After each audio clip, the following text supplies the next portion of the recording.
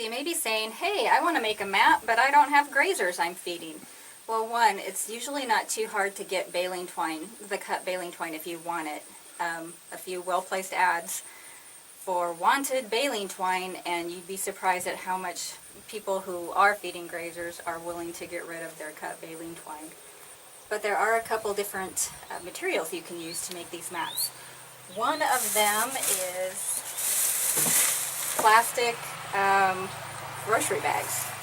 This is a rope made out of plastic grocery bags. I'll show you how to add on to that. It's the same process as the baling twine. You're going to make your loop at the beginning. We are going to weave it a little different, so I'll talk about that. And the other one is cloth. This is just these are old sheets, and I just cut them into about 2-inch strips. These are strips this wide, and I just braided my rope. Same process as with the baling twine, just a different material. So for the plastic one, you can use the plastic bags from the grocery store.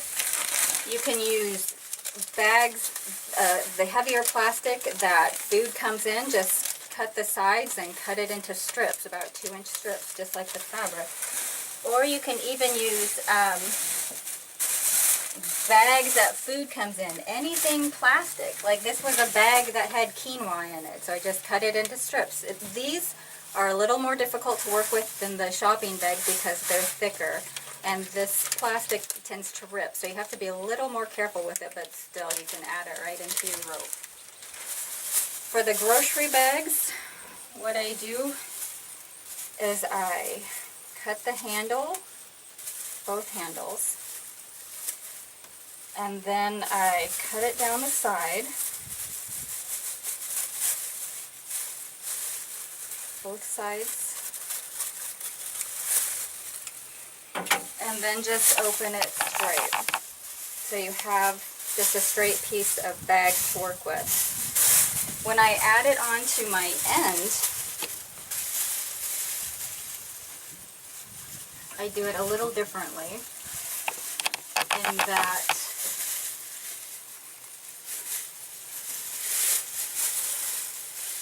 when I add it to my braid, I take both of the handles of the one end. I leave a little overlapping up a little bit. Then I start my braiding, and I fold that overlap over so that it braids in with the rest of it. It just, because the bags are kind of thin and they're a little stretchy, so I just want to make sure that it's in there snugly and it's not going to come slipping out. So that is just what I do for the mat, or for the plastic bags, is literally just cut and braid them like the rope.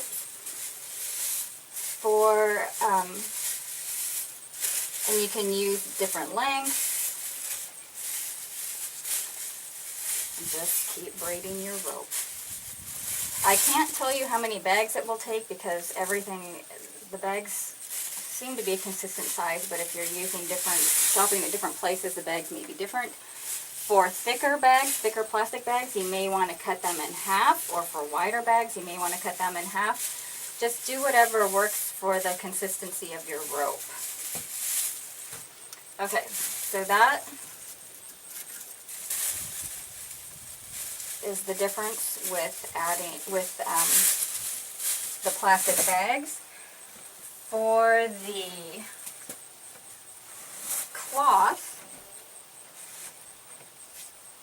the cloth, I pretty much go back to exactly how I did it for the baling twine, in that I don't fold it over. But I do kind of bunch up the cloth so it's not flat, it's more rope-like. So when I get to, and I will braid further down with the cloth so that there's less of an overlap. And again, I'm adding same colors, and I just kind of wrap it around so that it's it's again round and flat, or round around the old piece that I'm replacing.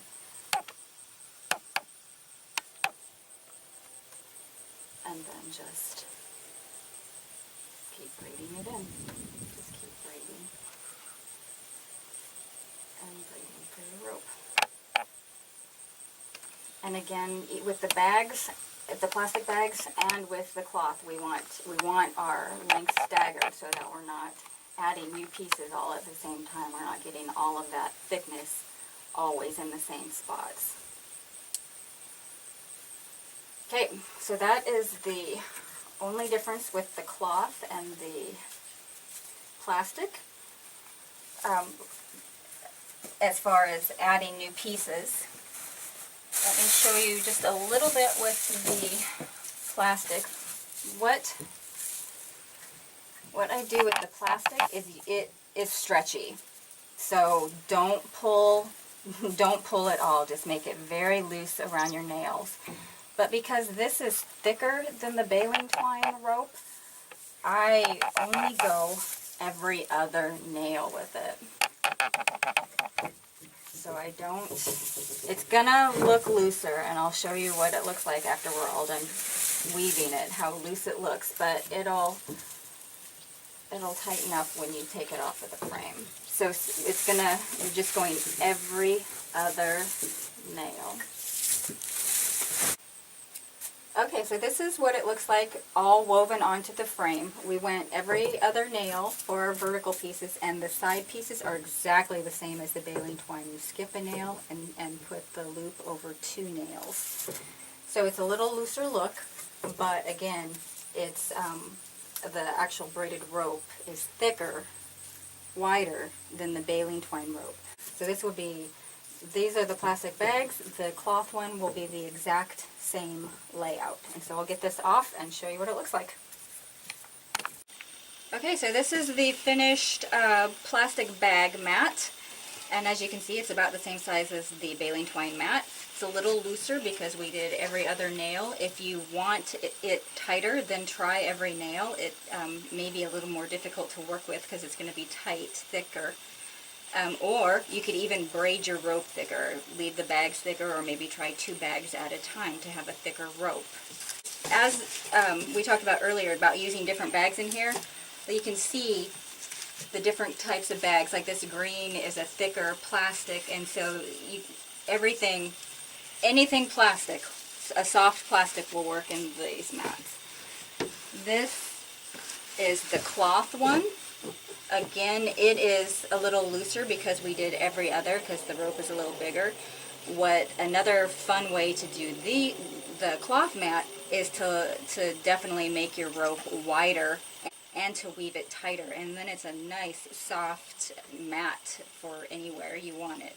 But if you like it a little looser, then this one's good too. And again, it will relax with more use than just letting it set and stuff on it. So here are our 3 mats that we've done. The baling twine one,